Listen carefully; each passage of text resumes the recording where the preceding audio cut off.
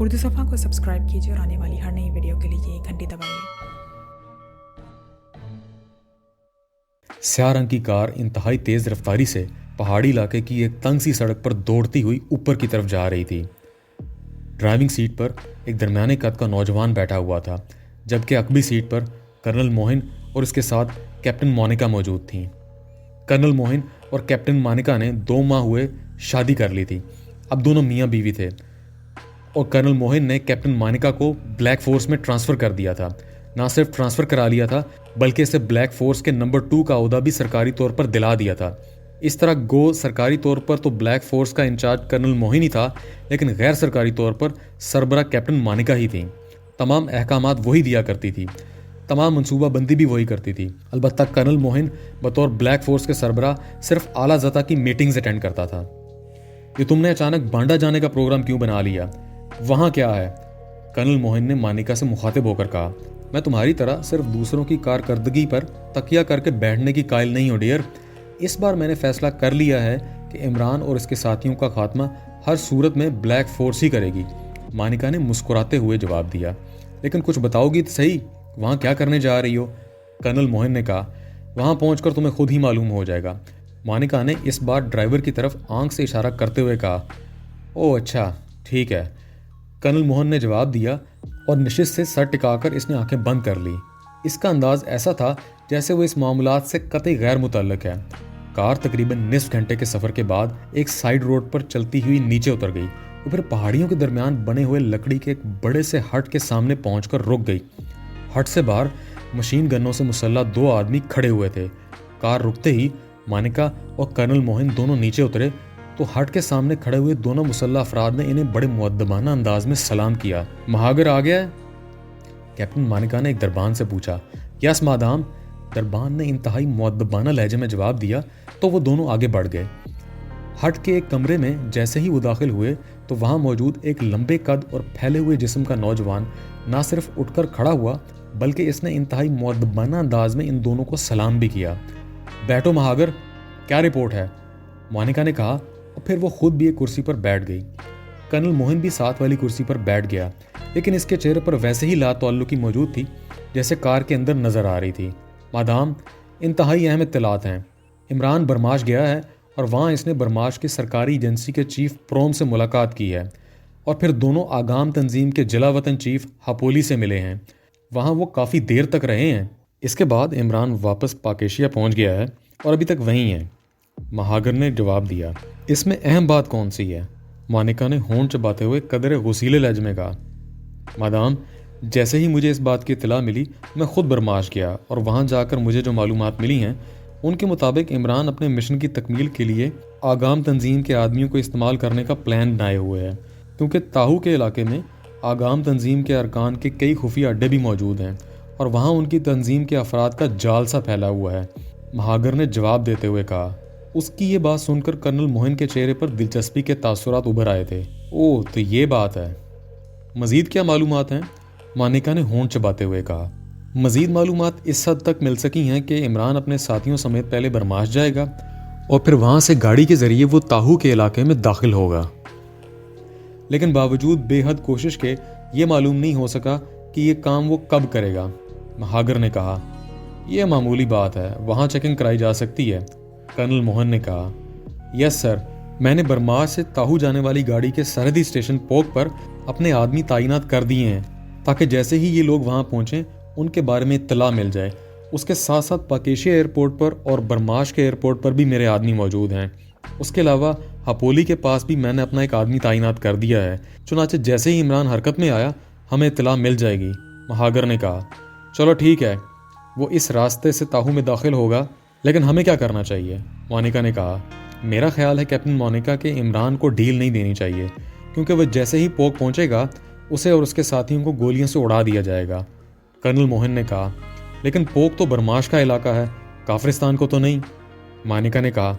तो क्या हुआ, हमारे आदमी वहाँ काम कर सकते हैं, बस अचानक वो हमला कर देंगे और फरार हो जाएंगे, कर्नल मोहन ने जवाब दिया। लेकिन फिर हम अपनी हुकूमत को कैसे यकीन दिलाएंगे कि ब्लैक फोर्स ने इमरान और उसके साथियों का खात्मा किया है? کیونکہ ان کی لاشیں تو حکومت برماش نے ہمارے حوالے نہیں کرنی، اور اگر حکومت کافرستان ڈیمانڈ کرے گی تو دونوں ملکوں کے درمیان ایک تنازع کھڑا ہو جائے گا، اور پھر ظاہر ہے پاکیشیا نے اس معاملے میں کود پڑنا ہے۔ ہو سکتا ہے اس سلسلے میں کسی خوفناک جنگ کا آغاز ہو جائے، مونیکا نے منہ بناتے ہوئے کہا۔ او ہاں، واقعی ایسا بھی ممکن ہے پھر۔ کرنل موہن نے فوراً ہی اپنی رائے کی غلطی کا اعتراف کرتے ہوئے کہا، میرا خیال ہے کہ ہم عمران اور اس کے ساتھیوں کو کافرستانی علاقے میں ختم کریں تاکہ ان کی لاشیں اپنی تحویل میں رکھ سکیں، کیپٹن مونیکا نے کہا، اور کرنل موہن نے اس بات میں سر ہلا دیا۔ مادام، میری تجویز ہے کہ عمران اور اس کے ساتھیوں کو اسکیچر پہنچنے سے پہلے ہی سفر کے دوران ختم کر دیا جائے۔ اگر ہم سرکاری طور پر گاڑی کو راستے میں روک لیں اور عمران اور اس کے ساتھیوں کو تلاش کر کے ختم کر دیں تو یہ کام آسانی سے ہو سکے گا اور وہ لوگ کسی طرف بھاگنے میں کامیاب نہ ہو سکیں گے۔ مہاگر نے کہا، کیا احمقانہ تجویز ہے تمہاری۔ گاڑی مسافروں سے بھری ہوگی اور عمران اور اس کے ساتھی بھی یقیناً مقامی لوگوں کے میک اپ میں ہوں گے۔ وہاں گاڑی روکنے اور انہیں تلاش کرنے اور پھر گولی مارنے سے ایک فساد کھڑا ہو جائے گا، اور ویسے بھی وہ علاقہ آگام تنظیم کا علاقہ ہے، وہاں پہلے ہی کافرستان سے علیحدگی کی تحریک چل رہی ہے۔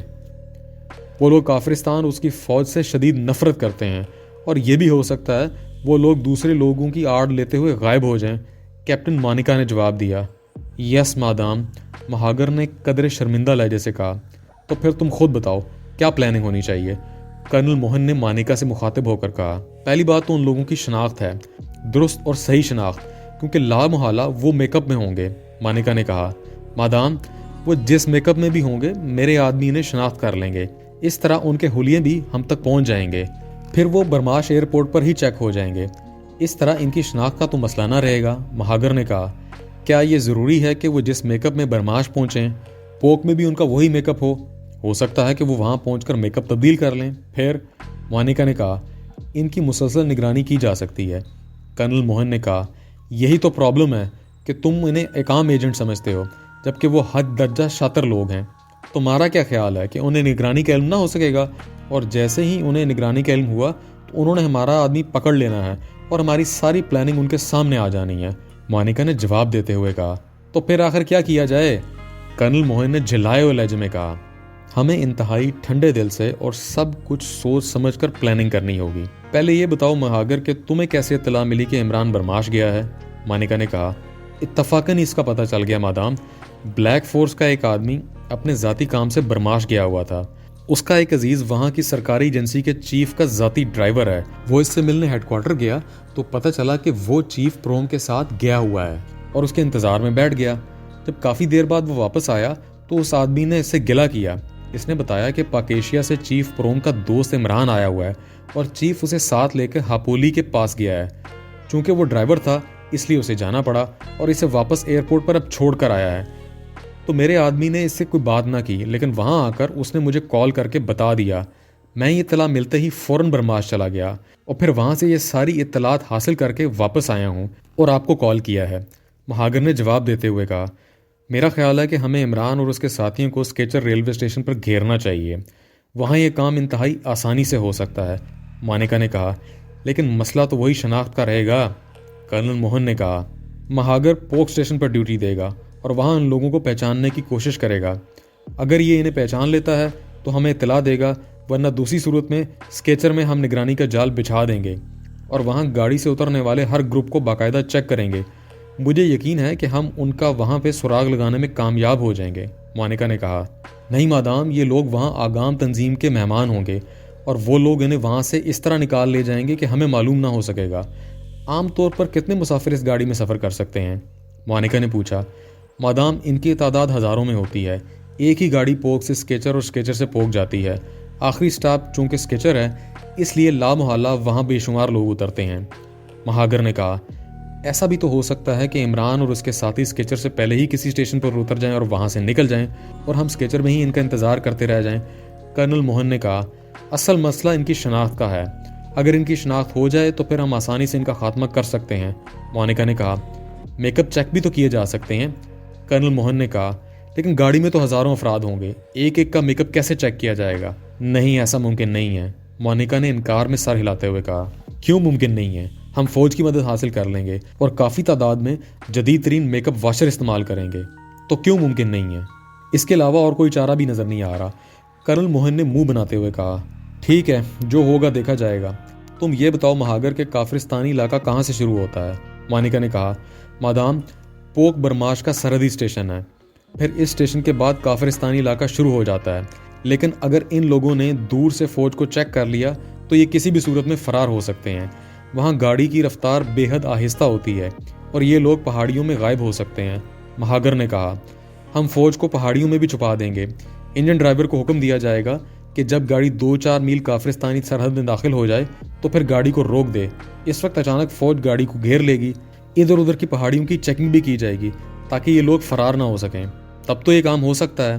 मानिका ने कहा, चलो ठीक है, लेकिन अब ये तमाम कार्रवाई महागर की इत्तला पर मुनहसर है।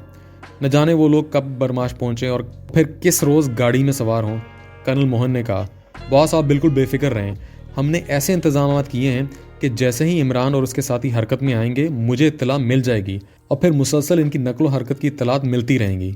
महागर ने कहा, ओके महागर, अगर तुम्हारी इत्तला दुरुस्त निकली और हम इस मिशन में कामयाब हो गए तो ना सिर्फ ब्लैक फोर्स में तुम्हें एक बड़ा ओहदा दिया जाएगा बल्कि तुम्हें तुम्हारे तसव्वुर से भी बड़ा इनाम दिया जाएगा। मानिका ने कहा, शुक्रिया मादाम। महागर ने मुसर्रत भरे लहजे में कहा, ओके, अब तुमने हमसे मुसलसल राब्ता रखना है। मानिका ने कहा और कुर्सी से उठ खड़ी हुई। उसके उठते ही कर्नल मोहन और महागर भी उठ खड़े हुए। फिर कर्नल मोहन और मानिका दोनों कमरे के बैरूनी दरवाजे की तरफ बढ़ गए। बरमाश के दारुल हुकूमत रॉलकन के 4 स्टार होटल के एक कमरे में इमरान अपने साथियों समेत मौजूद था। वो सब मकामी लोगों के मेकअप में थे। उनके पास कागजात भी मकामी ही थे। वो आज ही पाकेशिया से बरमाश के दारुल हुकूमत पहुंचे थे। टीम में जोलिया, सोलिहा, सफदर, कैप्टन शकील और तनवीर के साथ साथ टाइगर भी शामिल था। लेकिन टाइगर इस वक्त कमरे में मौजूद न था। इमरान ने उसे एयरपोर्ट से निकलते ही किसी काम से भिजवा दिया था और अभी तक उसकी वापसी न हुई थी। इमरान साहब, इस बार आपने काफिरिस्तान में दाखिले के लिए बिल्कुल ही नया रास्ता मुंतखब किया है। सफदर ने इमरान से मुखातिब होकर कहा, इस बार एक नहीं बल्कि 3 एजेंसी हमारे खिलाफ काम कर रही हैं और लामहला इन लोगों ने हर किस्म की पैक्टिंग की होगी। अगर हम बराह रास्त काफिरिस्तान में दाखिल होते तो यकीनन किसी न किसी एजेंसी के आदमियों के हाथों चेक कर लिए जाते। और दूसरी बात यह है कि जिस इलाके में हमने मिशन मुकम्मल करना है वो इंतहाई दूर दराज इलाका है। अगर पाकेशिया से बराह रास्त काफिरिस्तान में दाखिल होते तो फिर पूरा काफिरिस्तान अबूर करके हमें वहाँ पहुँचना पड़ता, जबकि बरमाश से हम बराह रास्त इस इलाके में दाखिल हो जाएंगे। इमरान ने जवाब देते हुए कहा, लेकिन क्या इन लोगों ने ऐसा सोचा ना होगा कि हम बरमाश से वहाँ दाखिल हो सकते हैं? सोलिहा ने कहा, ज़रूर सोचा होगा। इमरान ने जवाब दिया। तो फिर? सोलिहा ने चौंक कर हैरत भरे लहजे में कहा, सोचने पर तो अब पाबंदी नहीं लगाई जा सकती। अब तुम खुद देखो, अगर सफदर तुम्हारे बारे में सोचता रहता है तो तुम इसका क्या बिगाड़ सकती हो? इमरान ने मुस्कुराते हुए कहा, मैं क्यों सोचूंगा? सफदर ने मुस्कुराते हुए कहा, तो ना सोचो, मैंने कब मिन्नत की है कि तुम सोचो? आखिर तनवीर भी तो बगैर सोच के जिंदा है। इमरान ने बड़े मासूम से लहजे में कहा तो कमरा बेख्तियार कहकहों से गूंज उठा। क्यों सफदर साहब, क्या वाकई आप मेरे बारे में सोचते रहते हैं? और अगर सोचते रहते हैं तो क्या, कुछ मुझे भी तो बताएं। सोलिहा ने मुस्कुराते हुए कहा, इमरान साहब की मजाक करने की आदत है मिस सोलिहा। आप हमारी साथी हैं जिस तरह दूसरे साथी भी हैं, इसलिए आप बराए करम इस बारे में कुछ ना सोचा करें। सफदर ने इंतहाई संजीदा लहजे में सोलिहा से मुखातिब होकर कहा। ठीक है भाई, अब तुम सोलिहा को सोचने से मना कर रहे हो। क्यों? जब तक कोई किसी पर हक न रखता हो इसे कैसे मना किया जा सकता है? इमरान ने कहा और एक बार सब हंस पड़े। तुमने ख्वामख्वाह सोलिहा को दूसरे चक्कर में डाल दिया है। तुम ये बताओ कि अगर काफिरिस्तान की एजेंसियों ने भी ये सोचा कि हम बरमाश से ताहू के इलाके में दाखिल हो सकते हैं तो तुमने इसके बारे में क्या हिफाजती इकदाम किए हैं? जोलिया ने गुस्सीले लहजे में कहा, मैंने क्या हिफाजती इकदाम करने हैं? ज्यादा से ज्यादा बुलेट प्रूफ जैकेट्स ही बाजार से खरीद के दे सकता हूं। इमरान ने जवाब दिया और जोलिया ने बेख्तियार होंठ भींच लिए। और फिर इससे पहले कि मजीद कोई बात होती फोन की घंटी बज उठी। यस, इमरान ने रिसीवर उठाकर कान से लगाते हुए मकामी लहजे में बोला। टाइगर बोल रहा हूं। दूसरी तरफ से टाइगर की आवाज़ सुनाई दी। यस, इमरान ने खुश्क लहजे में कहा। तमाम बंदोबस्त हो गया है बॉस, लेकिन रकम बहुत मांग रहे हैं। दूसरी तरफ से टाइगर ने जवाब दिया। कितनी? इमरान ने पूछा। 10 लाख क्या मांग रहे हैं? दूसरी तरफ से कहा गया। ओह, ये तो खासी बड़ी रकम है। बहरहाल ठीक है, अगर काम हमारी मर्जी के मुताबिक है तो ये रकम दी जा सकती है। इमरान ने कहा, काम तो तसल्ली बख्शी होगा। टाइगर ने कहा, तुम कहाँ से बोल रहे हो? इमरान ने पूछा। रंगे रोड पर एक क्लब है गुनाबो, वहाँ से जनाब, टाइगर ने जवाब दिया। ठीक है, तुम वहीं रुको, मैं सफदर को तुम्हारे पास भेज रहा हूँ, इमरान ने कहा और रिसीवर रखकर इसने कोट की अंदरूनी जेब से एक चेक बुक निकाली। ये गारंटेड चेक बुक थी। इमरान ने इसमें से एक चेक फाड़ा, इस पर रकम लिखी और फिर चेक सफदर की तरफ बढ़ा दिया। होटल से इसे मकामी सिक्के क़यात में तब्दील करा लो और रांगे रोड पर वाक़ गुनाबो क्लब जाओ, वहाँ टाइगर मौजूद होगा, उसे यह रकम दे दो। इमरान ने कहा तो सफदर सर हिलाता हुआ तेज़ी से बैरूनी दरवाजे की तरफ बढ़ गया। तुमने टाइगर को किस काम के लिए भेजा है? जूलिया ने सफदर के बाहर जाते ही इमरान से पूछा। छुहारे खरीदने के लिए, लेकिन इसका कहना है कि छुहारे बेहद महंगे हैं, इमरान ने जवाब दिया। ये इसी तरह अहमकाना बातें करता रहेगा मिस जूलिया, इस आदमी की खोपड़ी ही उल्टी है, तनवीर ने झिंझलाए हुए लहजे में कहा। कमाल है, खोपड़ी उल्टी हो तो आदमी अहमकाना बातें कैसे कर सकता है? उसे तो फिर दानिशमंदाना बातें करनी चाहिए, इमरान ने मुस्कुराते हुए कहा। वो क्यों? सालिहा ने मुस्कुराते हुए कहा। इसलिए कि खोपड़ी उलटते ही जिस्म का सारा खून उसमें चला जाता है, और अक्ल को जब खून वाफिर मिकदार में मिलता है तो जाहिर है आदमी अक्लमंदाना बातें शुरू कर देता है, इमरान ने वजाहत देते हुए कहा। लेकिन तुम्हारी खोपड़ी उलटने से इसमें मौजूद खून भी निकल जाता है, तनवीर ने तुर्की बतुर्की जवाब देते हुए कहा, और कमरा एक बार फिर कह कहों से गूंज उठा। चलो सालिहा, हम अपने कमरे में चलते हैं। जब ये कुछ बताता ही नहीं तो फिर ख्वाम खां यहाँ बैठकर वक्त क्यों ज़ाया किया जाए? जूलिया ने झिल्लाए हुए अंदाज में कहा और उठ खड़ी हुई। मैं भी अपने कमरे में जाता हूँ, तनवीर ने भी फ़ौरन उठते हुए कहा। जूलिया ने सालिहा से कहा, तुमसे नहीं, इमरान ने कहा। मैंने अपने कमरे में जाने की बात की है, तनवीर ने झिल्लाए हुए लहजे में कहा। मिस जूलिया तशरीफ़ रखें, मैं आपको बताता हूँ कि इमरान साहब ने क्या बंदोबस्त करने के लिए टाइगर को भेजा है। कैप्टन शकील ने मुस्कुराते हुए कहा तो जूलिया और दूसरे साथी चौंक कर कैप्टन शकील की तरफ देखने लगे। क्या मतलब? क्या इमरान ने तुम्हें बता दिया है? अगर तुम्हें बताया है तो हमें क्यों नहीं बताया? जूलिया ने गुस्सीले लहजे में कहा। इमरान साहब अगर इतनी आसानी से कुछ बता देते तो मुझे यकीन है कि वो आपको भी बताते।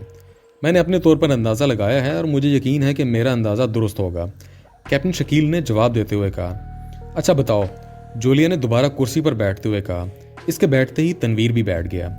हमें चीफ ने इस मिशन के सिलसिले में जो ब्रीफिंग दी है, इसके मुताबिक ताहू के पहाड़ी इलाके में तोरा नामी पहाड़ी में एक लेबॉर्ट्री है जहां मसनूई जल्जला पैदा करने वाले आले पर रिसर्च हो रही है, और हमने इस लेबॉर्ट्री को तबाह करना है और वहां से वो फार्मूला उड़ाना है।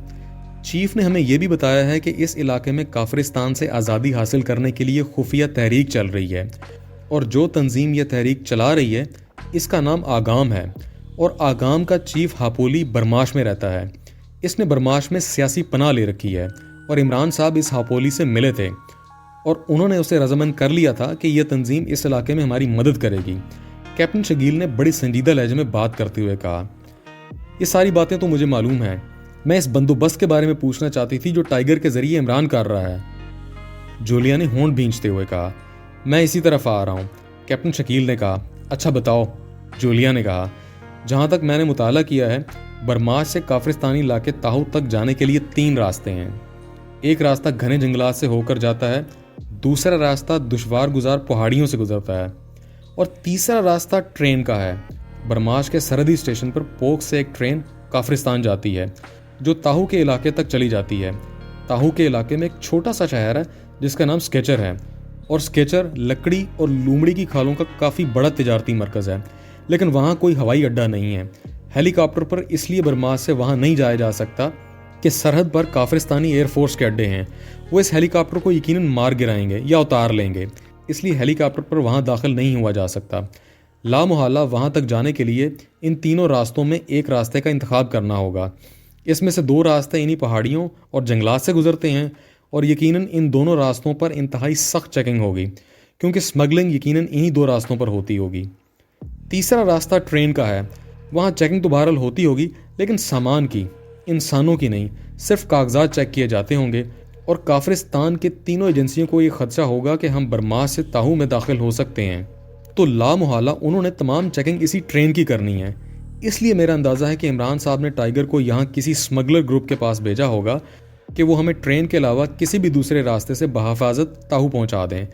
کیپٹن شکیل نے تفصیل سے بات کرتے ہوئے کہا تو جولیا سمیت سب کے چہروں پر کیپٹن شکیل کے لیے تحسین کے تاثرات نمایاں ہو گئے، جبکہ عمران خاموش بیٹھا بس مسکراتا رہا۔ کمال ہے، تم نے تو واقعی حیرت انگیز انداز میں درست تجزیہ کیا ہے۔ گڈ شو کیپٹن شکیل، سب سے پہلے تنویر نے کہا، اور پھر جولیا اور صالحہ نے بھی ایسے ہی فکر گئے۔ آپ میری تعریف تو اس طرح کر رہے ہیں جیسے عمران صاحب نے میرے تجزیے کی تائید کر دی ہو۔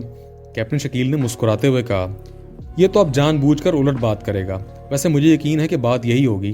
تنویر نے منہ بناتے ہوئے کہا، کیوں عمران، کیا کیپٹن شکیل کا تجزیہ درست ہے؟ جولیا نے عمران سے مخاطب ہو کر کہا، سوائے نتیجے کے باقی 100% درست ہے۔ عمران نے مسکراتے ہوئے کہا، نتیجہ کیا مطلب؟ جولیا نے حیران ہو کر کہا، اور کیپٹن شکیل بھی چونک کر عمران کی طرف دیکھنے لگا۔ اس نے اس تجزیے کا یہی نتیجہ نکالا ہے کہ ہم ٹرین کے علاوہ باقی کسی راستے سے کافرستان میں داخل ہوں گے۔ بس یہی نتیجہ غلط ہے۔ عمران نے کہا، پھر نتیجہ کیا؟ سارا تجزیہ ہی غلط ہو گیا عمران صاحب؟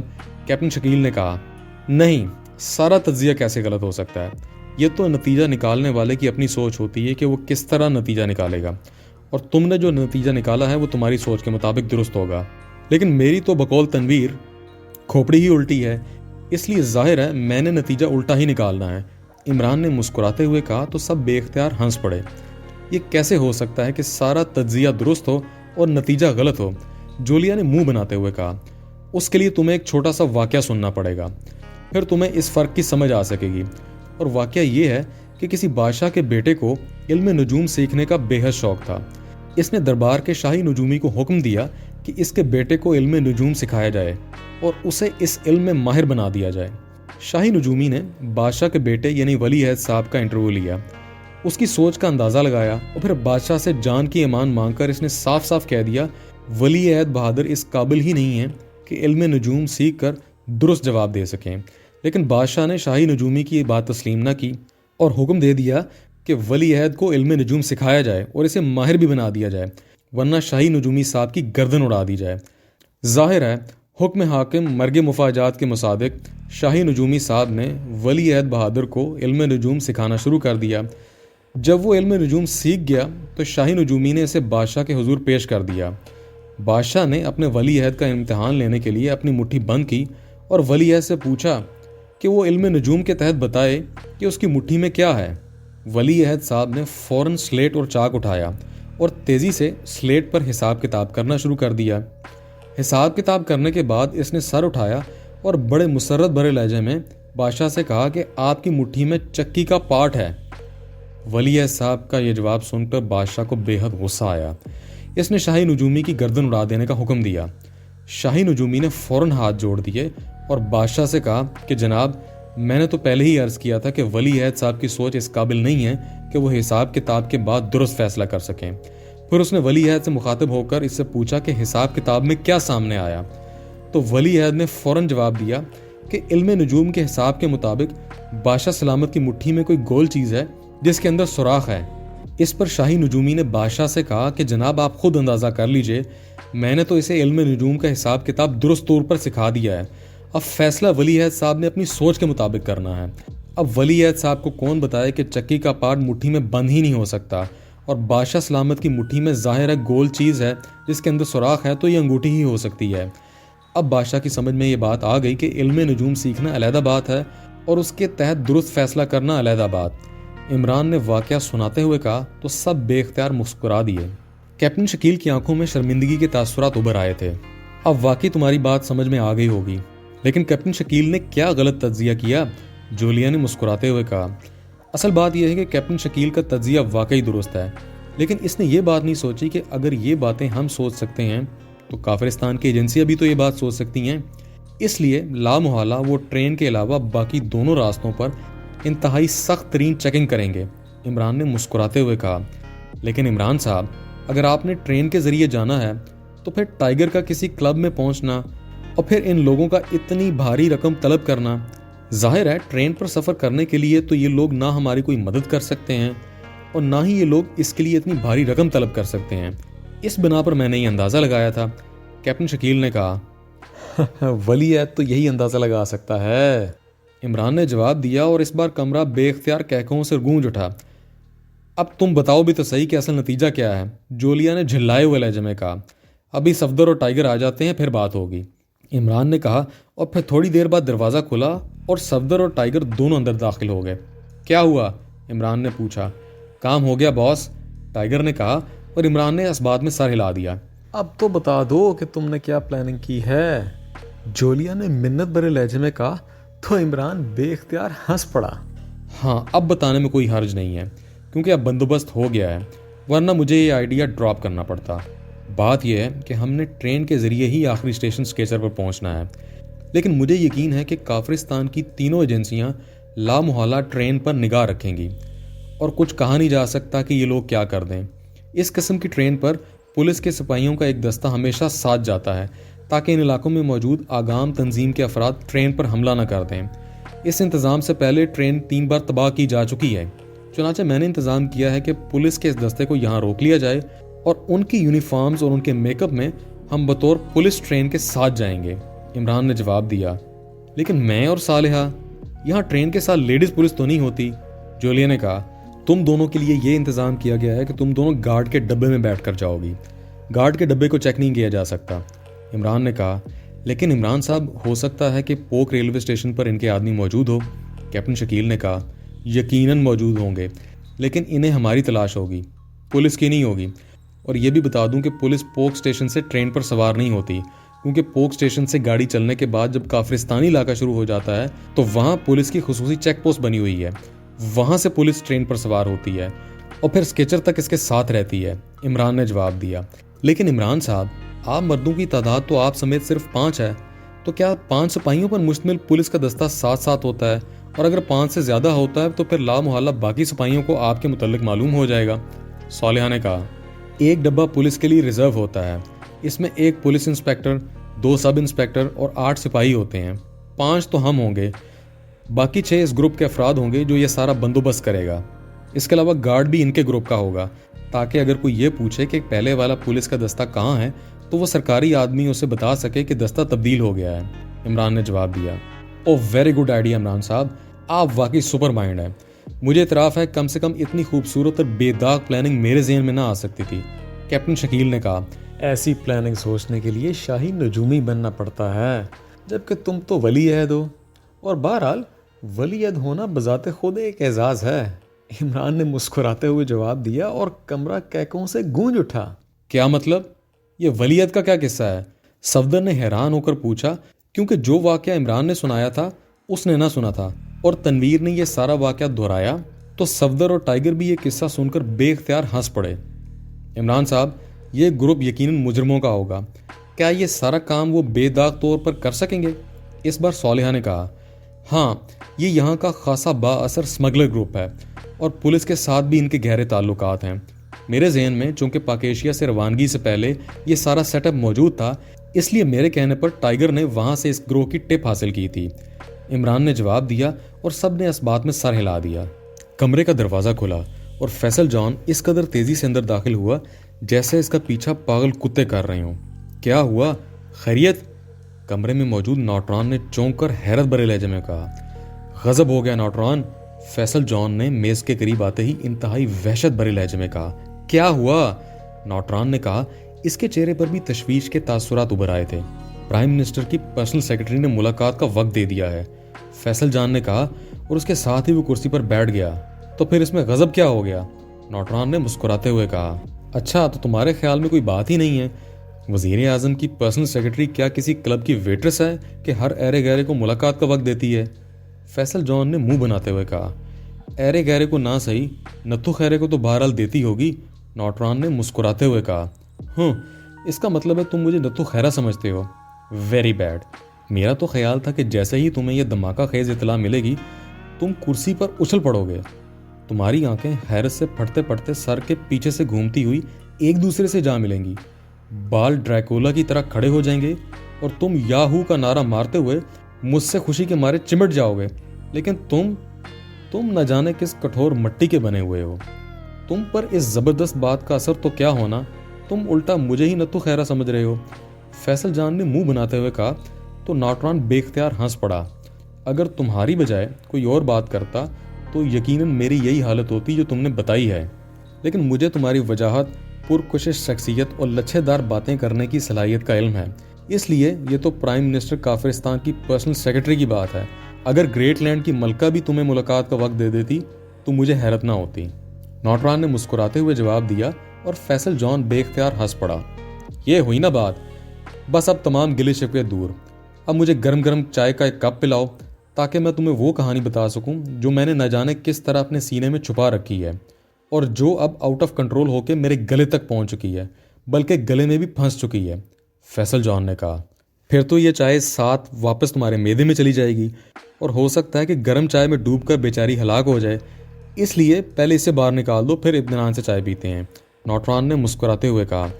مشورہ تو درست ہے، تو ٹھیک ہے، پھر دل تھام کر سنو۔ مصنوعی زلزلہ پیدا کرنے والے ہتھیار پر ریسرچ تاہو والی لیبارٹری میں نہیں ہو رہی اور نہ ہی ڈاکٹر ورما وہاں ہے، فیصل جان نے کہا۔ تو اس بار واقعی نوٹران اپنی کرسی پر اچھل پڑا، اس کی آنکھیں حیرت کی شدت سے کانوں تک پہنچ گئیں۔ کیا کہہ رہے ہو؟ کہ مذاق تو نہیں کر رہے؟ نوٹران نے کہا۔ مذاق نہیں ہے، 100% درست ہے، 100%، فیصل جان نے میز پر ہاتھ مارتے ہوئے کہا۔ یہ کیسے ممکن ہو سکتا ہے؟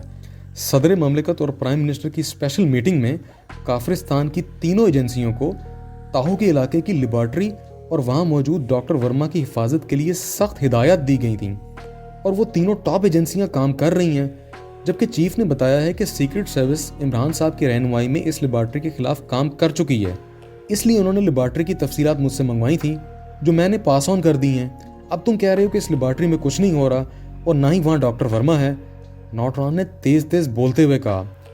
میرے کاندھے پر تھپکی دو، تھپکی، فیصل جان نے کہا تو نوٹران نے ہاتھ اٹھا کر اس کے کاندھے پر تھپکی دی۔ یہ ہوئی نا بات، اب سنو۔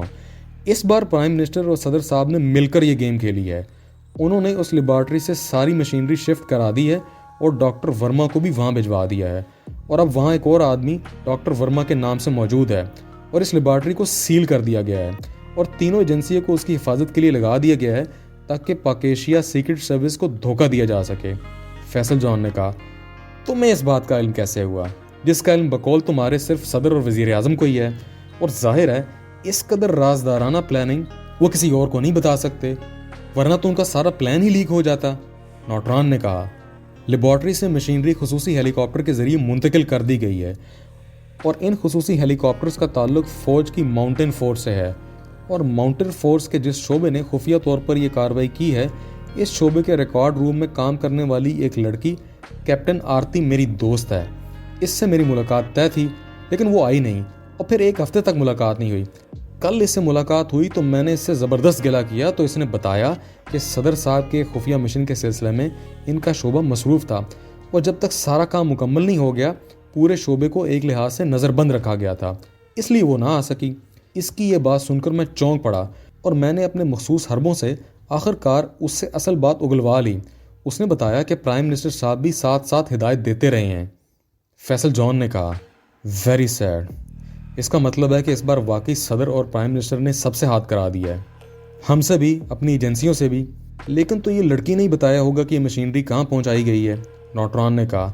اصل تو مسئلہ یہی ہے نا، جس پائلٹ نے یہ کارروائی میں حصہ لیا ہے وہ اب غائب ہیں، پتہ نہیں کہاں رکھا گیا ہے یا کہاں بھیجا گیا ہے انہیں۔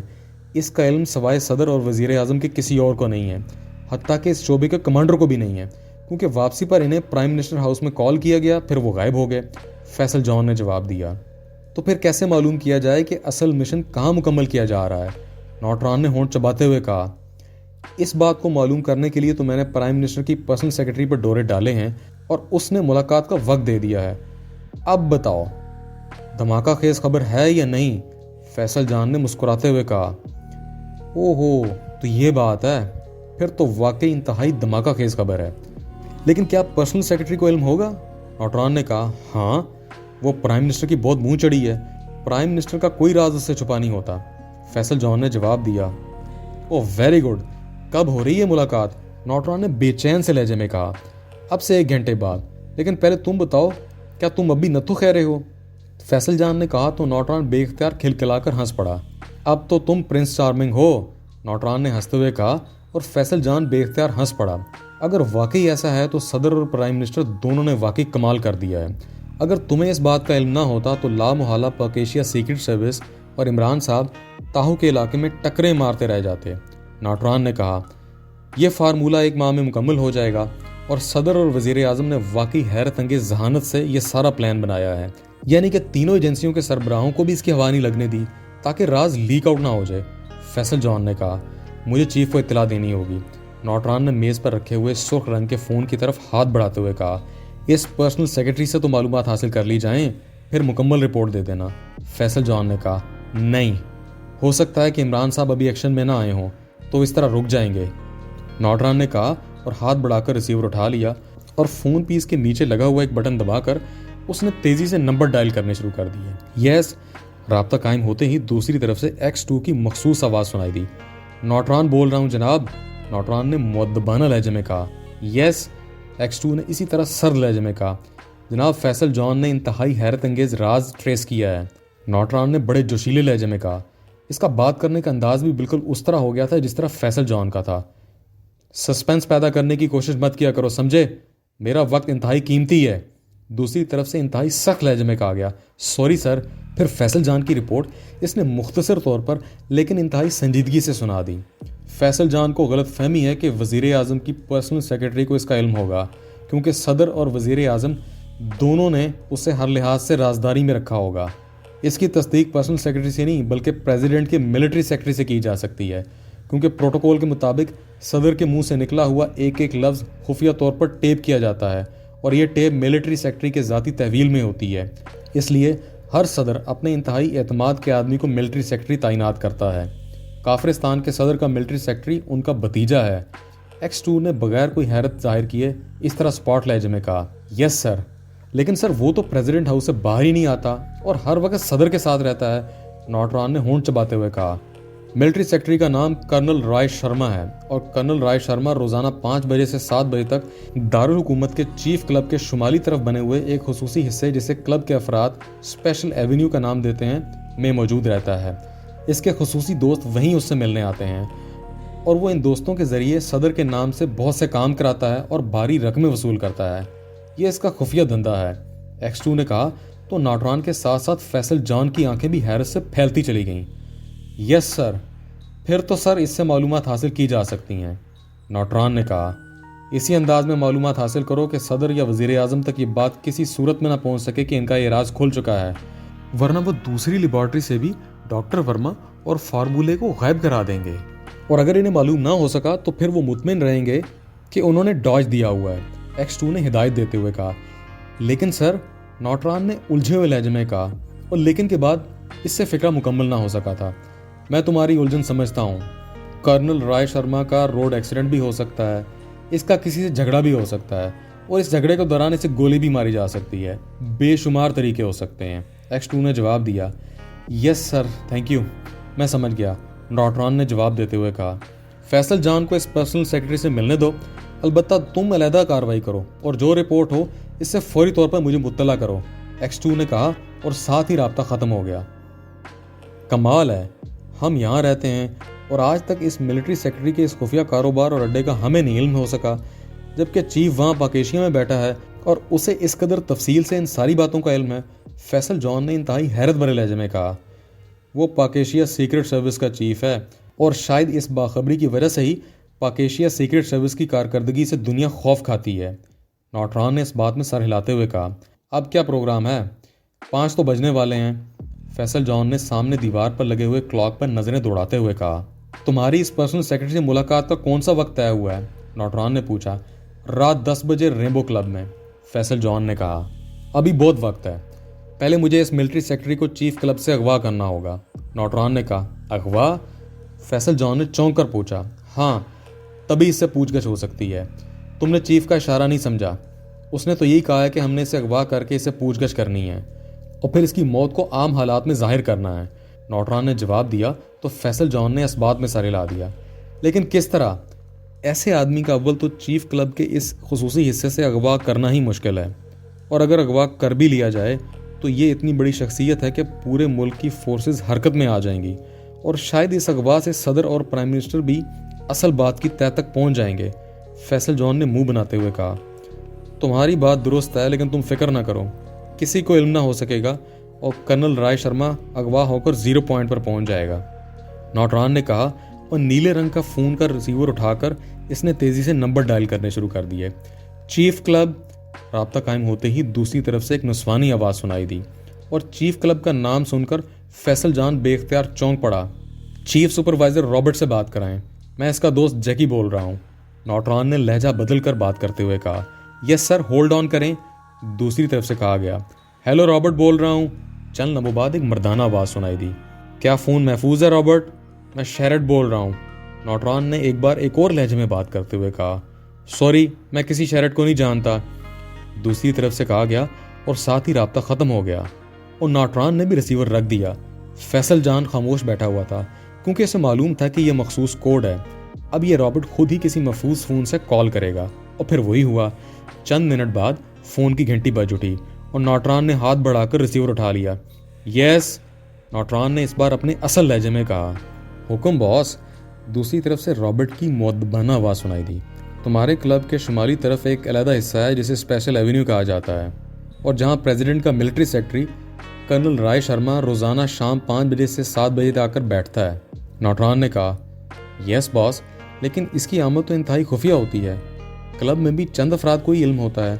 आप तक ये बात कैसे पहुंच गई? रॉबर्ट के लहजे में हैरत थी। उसे छोड़ो, एक इंतहाई अहम तरीन मसला दरपेश है।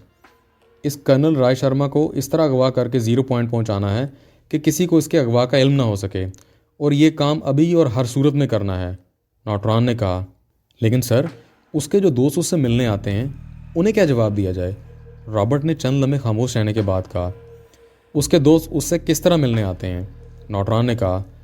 वो खुद फ़ोन करके जिन्हें बुलवाना होता है बुला लेते हैं। अकबी तरफ एक खुफिया रास्ते से वो खुद भी आते हैं और उनके दोस्त भी उसी रास्ते आते हैं। वहाँ उनके लिए मखसूस शराब और दूसरे लवाजमात उनकी आमद से पहले ही पहुँचा दिए जाते हैं। जब उनकी आमद होती है तो फिर इस हिस्से में कोई और आदमी दाखिल नहीं हो सकता। रॉबर्ट ने कहा। तो फिर तुमने क्या प्लान सोचा है उसके अगवा के लिए? नौटरान ने पूछा।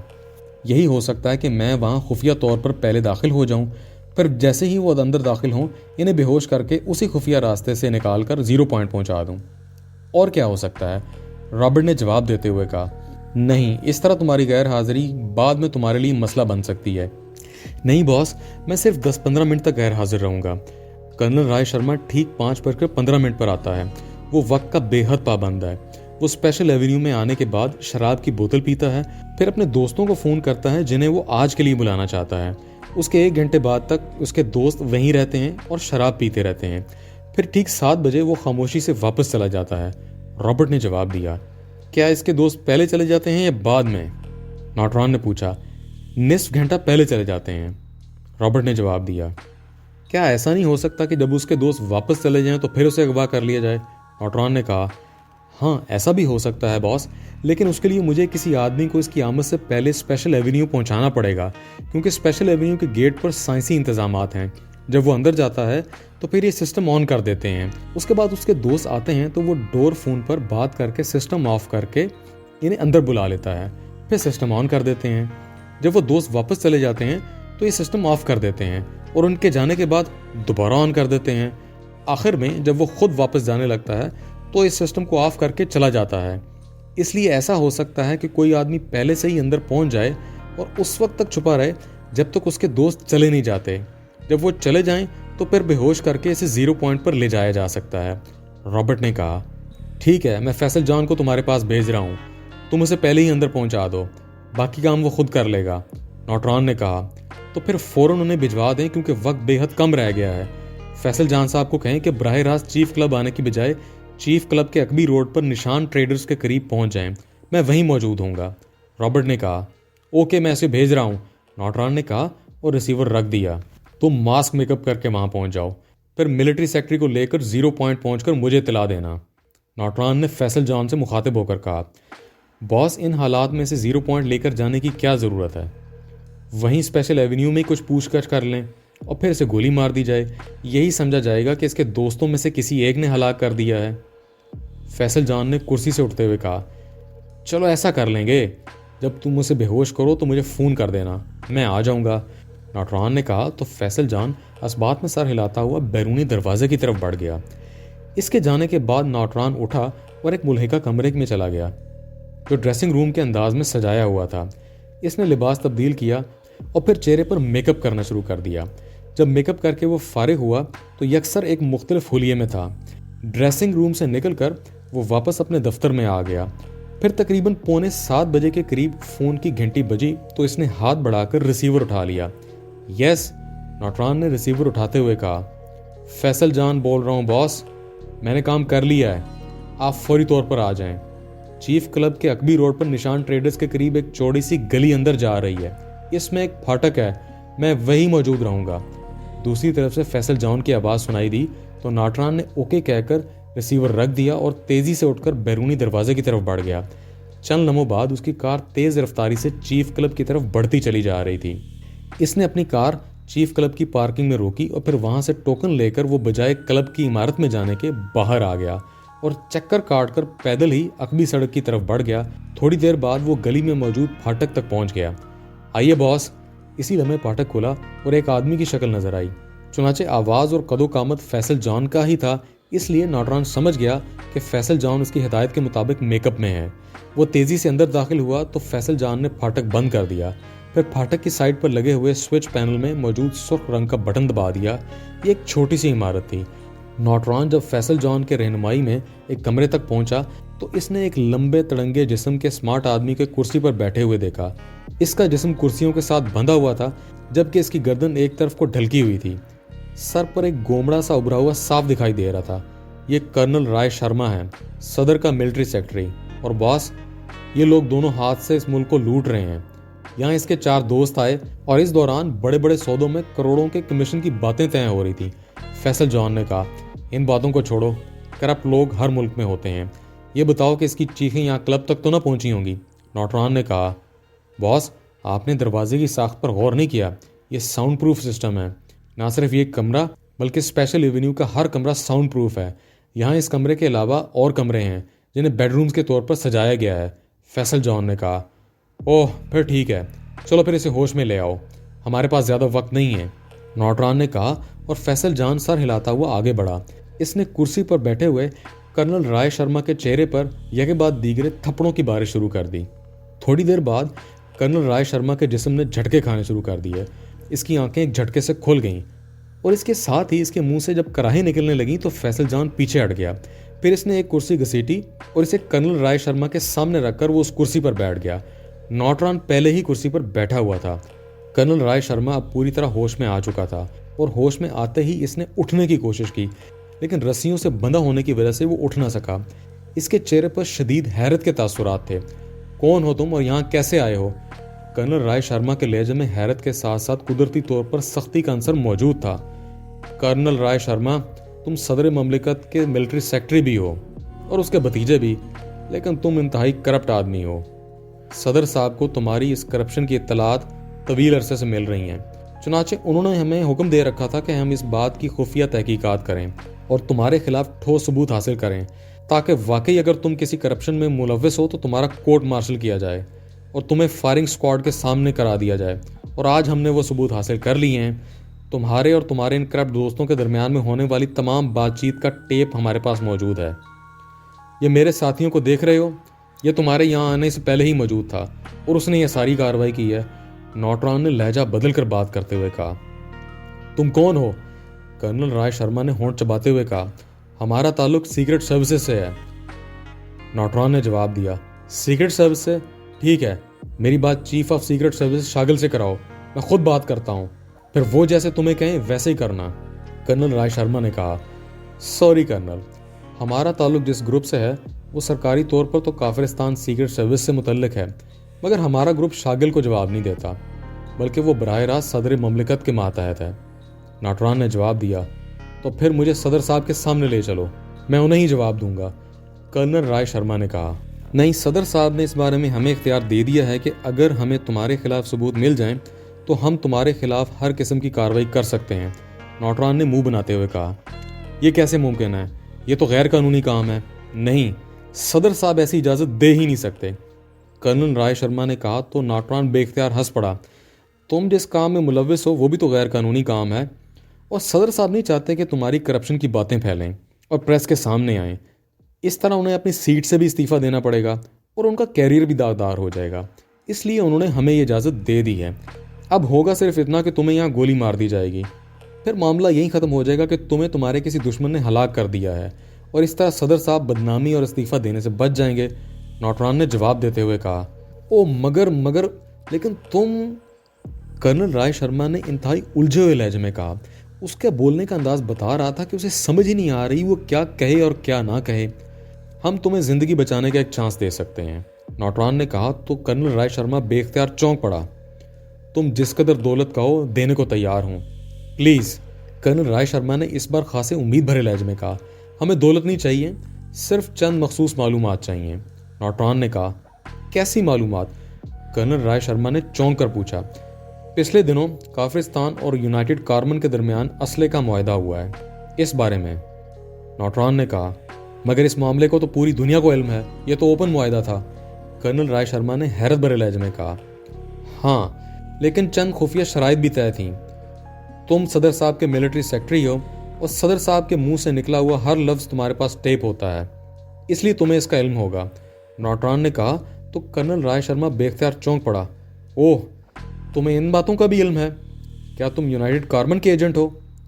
कर्नल शर्मा ने होंठ चबाते हुए कहा, अगर हम यूनाइटेड कारमन के एजेंट होते तो हमें क्या ज़रूरत थी इन खुफिया शराइत को मालूम करने की? इनका इल्म तो यूनाइटेड कारमन को होगा। नौटरान ने मुंह बनाते हुए कहा। तो फिर? कर्नल राय शर्मा ने हैरत भरे और उलझे हुए लहजे में कहा, तुम इस बात की कुरेद रहने दो कि हम कौन हैं और किस के लिए ये मालूमात हमें चाहिए। तुम अपनी बात करो। जिंदा रहना चाहते हो और अपनी बातचीत का टेप भी हासिल करना चाहते हो, या कब्र में उतरना चाहते हो? नौटरान का लहजा यकलक सर्द हो गया। ठीक है, मैं बता देता हूँ, पहले वो टेप मुझे दो। कर्नल राय शर्मा ने जवाब दिया, ऐसे नहीं कर्नल राय शर्मा, हम कच्ची गोलियां नहीं खेले हुए। हो सकता है तुम अपनी तरफ से चंद शराइत बनाकर हमें बता दो। हमारे पास फौरी तौर पर इसकी तस्दीक का कोई जरिया नहीं है, इसलिए हम पहले तुम्हारा इम्तिहान लेंगे, और अगर वाकई दुरुस्त तौर पर तुमने मालूमात मुहैया कर दी तो तुम इस इम्तिहान पर पूरा उतर गए, वरना अगर तुम इम्तिहान पर पूरा ना उतरे तो बस एक गोली तुम्हारे दिल में उतर जाएगी और साथ ही मामला ख़त्म। नौटरान ने तेज़ लहजे में कहा, और साथ ही जेब से रिवाल्वर निकाल कर इसने हाथ में पकड़ लिया। कैसा इम्तिहान? कर्नल राय शर्मा ने उलझे हुए लहजे में कहा। सदर साहब और प्राइम मिनिस्टर साहब ने मसनूई ज़लज़ला पैदा करने वाले हथियार की तैयारी के लिए खुफिया तौर पर एक प्लान बनाया है। इस प्लान के मुताबिक ताहू के इलाके में तोरा पहाड़ी पर मौजूद जियोलॉजी लेबॉर्ट्री के डॉक्टर वर्मा इस पर रिसर्च करेगा, लेकिन इसके पीछे चूंकि पाक एशिया सीक्रेट सर्विसेज काम कर रही है, इसलिए सदर और प्राइम मिनिस्टर साहब ने यह प्लान बनाया है कि डॉक्टर वर्मा और इसकी तोरा पहाड़ी में मौजूद लेबॉर्ट्री की मशीनरी को खामोशी से वहाँ से शिफ्ट कर दिया जाए, लेकिन जाहिर यही किया जाए कि डॉक्टर वर्मा इस लेबॉर्ट्री में रिसर्च कर रहे हैं। चूँकि हमें मालूम है कि सदर और वज़ीर आज़म के दरमियान इस खुफिया प्लान के तहत ताहू के इलाके की लेबॉर्ट्री की मशीनरी कहाँ शिफ्ट की गई है, और चूँकि बहैसियत मिलिट्री सेक्रेटरी तुम्हें भी इस बात का इल्म है, इसलिए तुम्हारा इम्तिहान भी यही है कि तुम बताओ कि ये लेबॉर्ट्री कहाँ शिफ्ट की गई है। और अगर तुम दुरुस्त बताओगे तो हमें ये यकीन आ जाएगा कि तुम इस मुआहदे की खुफिया शराइत को भी दुरुस्त बताओगे, और अगर तुमने गलत बयानी की तब भी हमें मालूम हो जाएगा। नौटरान ने कहा। तो कर्नल राय शर्मा के चेहरे पर इंतहाई हैरत के तासुरात फैलते चले गए। तुम्हें कैसे इस टॉप सीक्रेट का इल्म है? नहीं, ये तो मुमकिन ही नहीं, सिर्फ सदर और वजीर आजम इन दोनों को इल्म है। कर्नल राय शर्मा ने ऐसे लहजे में कहा जैसे नौटरान की बात पर सिरे से इसे यकीन ही ना आ रहा हो। तो नौटरान बेख्तियार हंस पड़ा। तुम सिर्फ मिलिट्री सेक्रेटरी हो कर्नल शर्मा, तुम्हें फील्ड का तजर्बा नहीं है। यह मशीनरी फौज के खुसूसी शोबे के हेलीकॉप्टरों के जरिए मुंतकिल कराई गई है, और गो इन हेलीकॉप्टरों के पायलटों को स्क्रीन से हटा दिया गया है, लेकिन इस शोबे वालों को तो बहरहाल इसका इल्म है ना। नौटरान ने तंजिया अंदाज में हंसते हुए कहा, तुम्हारा इस शोबे से क्या ताल्लुक? तुम तो कह रहे हो कि तुम्हारा ताल्लुक सीक्रेट सर्विस से है। कर्नल राय शर्मा ने कहा, हमारा ताल्लुक हर उस शोबे से होता है जिससे सदर का ताल्लुक हो। तुम इस बात को छोड़ो, तुम अपनी बात करो। नौटरान ने कहा, ठीक है, मैं बता देता हूँ, लेकिन पहले तुम ईश्वर की कसम खाकर वादा करो कि तुम मुझे आज़ाद कर दोगे और टेप भी दे दोगे। कर्नल राय शर्मा ने कहा, अभी तो सिर्फ तुम्हारा इम्तिहान हो रहा है। कसम खाने का वक्त तो उस वक्त आएगा जब तुम हमारी असल डिमांड पूरी करोगे, उस वक्त हम कसम भी खा लेंगे। वैसे भी हमें क्या ज़रूरत थी तुमसे बातें करने की? बेहोशी के दौरान ही गोली तुम्हारे दिल में उतर जाती। नौटरान ने कहा, ठीक है, तुम दुरुस्त कह रहे हो। डॉक्टर वर्मा और उसकी लेबॉर्ट्री की मशीनरी को ताहू की तोरा पहाड़ी वाली लेबॉर्ट्री से ऐसे इलाके में वाक़या एक और खुफिया लेबॉर्ट्री में मुंतकिल कर दिया गया है, یہ خفیہ لیبارٹری تاہو کے شمال مشرقی حصے میں انتہائی دشوار گزار پہاڑی علاقے بون نامی پہاڑی کے نیچے ہے اور اس کے گرد بون چھاونی ہے۔ کرنل رائے شرما نے جواب دیا اور نوٹران اس کے لہجے سے سمجھ گیا کہ وہ درست کہہ رہا ہے۔ اس کا مطلب ہے تم ہمیں چکر دینے کی کوشش کر رہے ہو۔ نوٹران نے جان بوجھ کر غصیلے لہجے میں کہا، او نہیں، میں درست کہہ رہا ہوں، 100% درست۔ کرنل رائے شرما نے چونک کر کہا، اوکے پھر تم آرام کرو ہمیشہ ہمیشہ کے لیے۔ نوٹران نے کرسی سے اٹھتے ہوئے کہا، اور اس سے پہلے کہ کرنل شرما کوئی بات کرتا، نوٹران نے ٹکر دبا دیا۔ ایک دھماکہ ہوا اور اس کے ساتھ ہی کرنل رائے شرما کے حلق سے ایک چیخ نکلی اور وہ ایک جھٹکا کھا کر کرسی سمیت ہی پشت کے بل فرش پر جا گرا۔ نیچے گر کر وہ چند لمحے اسی طرح بندھی ہوئی حالت میں تڑپتا رہا اور پھر ساکت ہو گیا۔ اس کے سینے سے خون نکل کر نیچے فرش پر بہہ رہا تھا۔ اس کی رسیاں کھول دو اور کرسی اٹھا کر ایک طرف کر دو۔ رسی خون آلود ہو گئی ہے، اسے بھی ساتھ ہی لے جانا تاکہ معلوم نہ ہو سکے کہ اسے باندھا گیا ہے، اور پھر آ جاؤ۔ نوٹران نے ریوالور کو جیب میں ڈالتے ہوئے کہا اور تیزی سے بیرونی دروازے کی طرف بڑھ گیا۔ عمران اپنے ساتھیوں سمیت ہوٹل کے ایک کمرے میں موجود تھا۔ ان سب نے اکٹھے ہی کھانا یہیں سے منگوا کر کھایا تھا اور ویٹر بھی برتن لے کر گیا تھا، جبکہ اب وہ سب چائے پینے میں مصروف تھے۔ اب کیا پروگرام ہے؟ کیا اس کمرے میں ہی بند ہو کر ہم نے بیٹھے رہنا ہے؟ صالحہ نے کہا، رات تک ہم سب فارغ ہیں، کیونکہ پروگرام کے مطابق آدھی رات کے وقت ہم خاموشی سے ہوٹل چھوڑ دیں گے اور اس گروپ کے افراد ہمیں اپنے ساتھ پہاڑی علاقے میں لے جا کر اس پولیس اسٹیشن پر چھوڑ دیں گے، جہاں ہم پولیس یونیفارم پہنیں گے اور میک اپ کریں گے، پھر صبح کو گاڑی میں سوار ہو کر آگے بڑھ جائیں گے۔ اس وقت تک آپ لوگ یہاں کی سیر کرنا چاہیں تو بے شک کر لیں۔ عمران نے چائے سپ کرتے ہوئے کہا، یہاں ہماری نگرانی کا تو کوئی سکوپ نہیں ہے۔ جولیا نے کہا، تمہاری اور صالحہ کی نگرانی تو بہرحال کرنی پڑے گی، کیونکہ میں نے سنا ہے کہ برماش کے لوگ بڑے حسن پرست واقع ہوئے ہیں۔ عمران نے مسکراتے ہوئے جواب دیا، میں سنجیدگی سے بات کر رہی ہوں، سمجھے؟ جولیا نے مصنوعی غصے کا اظہار کرتے ہوئے کہا، لیکن اس سے پہلے کہ مزید کوئی بات ہوتی، اچانک عمران کی جیب سے ہلکی ہلکی سیٹی کی آواز نکلنے لگی اور عمران کے ساتھ ساتھ کمرے میں موجود سب ساتھی بے اختیار چونک پڑے۔ عمران نے جلدی سے ہاتھ میں پکڑا ہوا چائے کا کپ میز پر رکھا اور پھر جیب میں ہاتھ ڈال دیا۔ دروازہ اندر سے لاک کر دو، عمران نے صفدر سے کہا اور صفدر تیزی سے اٹھا اور دروازے کی طرف بڑھ گیا۔ عمران نے جیب سے ہاتھ باہر نکالا اور اس کے ہاتھ میں ریموٹ کنٹرول جتنا ایک جدید ساتھ کا لانگ رینج ٹرانسمیٹر موجود تھا۔ سیٹی کی آواز اس میں سے نکل رہی تھی۔ عمران نے جلدی سے اس کا بٹن آن کر دیا۔ Hello, over. بٹن آن ہوتے ہی ٹرانسمیٹر سے X2 کی مخصوص آواز سنائی دی اور عمران کے چہرے پر حیرت کے تاثرات ابھر آئے، جیسے اسے X2 کی اس طرح کال کرنے پر شدید حیرت ہو رہی ہو۔ عمران بول رہا ہوں جناب، اوور، عمران نے مؤدبانہ لہجے میں کہا۔ تم نے کوئی رپورٹ نہیں دی، اوور، X2 نے سرد لہجے میں کہا۔ وہ تو آپ نے خود ہی کہا تھا کہ جب ہم برماش سے روانہ ہوں تو تب میں آپ کو رپورٹ کر دوں۔ انتظامات ہو گئے ہیں، ہم آدھی رات کو روانہ ہو جائیں گے، عمران نے ہونٹ بھینچتے ہوئے انتہائی سنجیدہ لہجے میں کہا۔ اب مشن کا ٹارگٹ بدل گیا ہے، اوور، دوسری طرف سے کہا گیا تو عمران کے ساتھ ساتھ کمرے میں موجود باقی ساتھی بھی اپنے چیف کی بات سن کر بے اختیار چونک پڑے۔ ٹارگٹ بدل گیا ہے؟ کیا مطلب؟ میں سمجھا نہیں۔ اوور، عمران نے حیرت بھرے لہجے میں کہا۔ اس کی حیرت واقعی حقیقی تھی۔ ڈاکٹر ورما تورا پہاڑی میں موجود لیبارٹری میں موجود ہی نہیں ہے۔ اس بار کافرستانی صدر اور پرائم منسٹر دونوں نے مل کر نہ صرف اپنی ایجنسیوں کو بلکہ ہمیں بھی ڈاج کرنے کی کوشش کی ہے۔ ظاہر یہی کیا گیا ہے کہ ڈاکٹر ورما تورا پہاڑی میں لیبارٹری میں کام کر رہا ہے۔ انہوں نے اپنی ایجنسیوں کو بھی اس سلسلے میں کچھ نہیں بتایا۔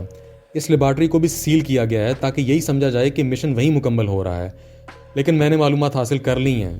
ڈاکٹر ورما کو اس لیبارٹری سے مشینری سمیت خفیہ طور پر دوسری لیبارٹری میں منتقل کیا گیا ہے تاکہ وہ وہاں اطمینان سے مشن مکمل کرتا رہے اور پاکیشیا سیکرٹ سروس تورا پہاڑی والی لیبارٹری کو ہٹ کر کے مطمئن ہو جائے اور واپس آ جائے، اوور، X2 نے جواب دیا۔ اوہ ہو، حیرت ہے، یہ تو واقعی نئی بات ہے۔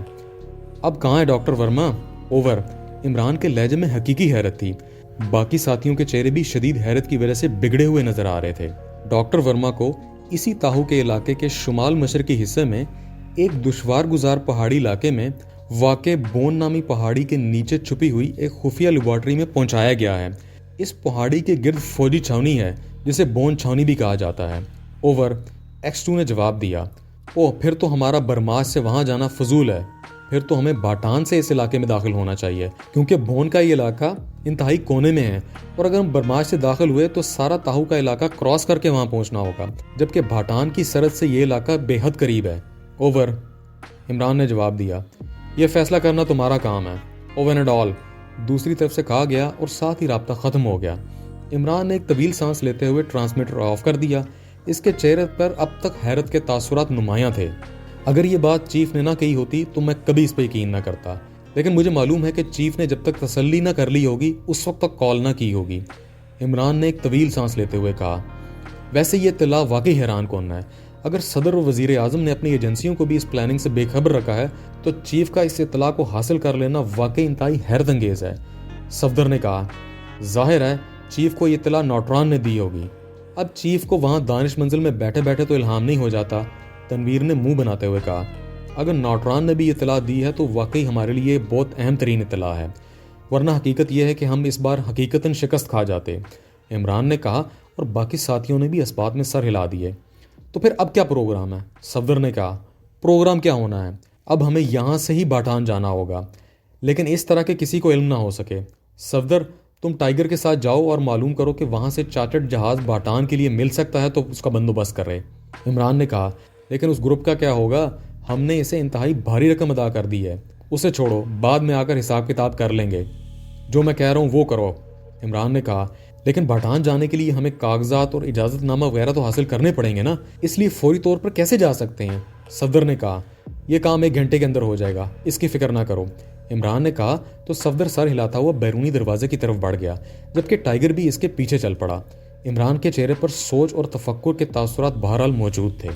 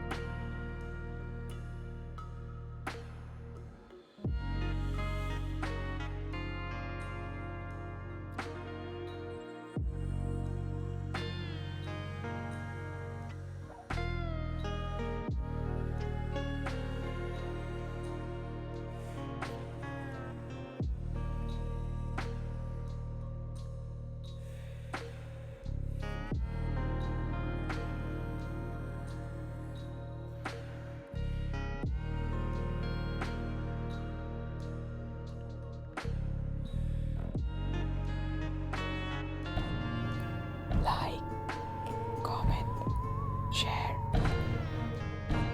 press the bell icon.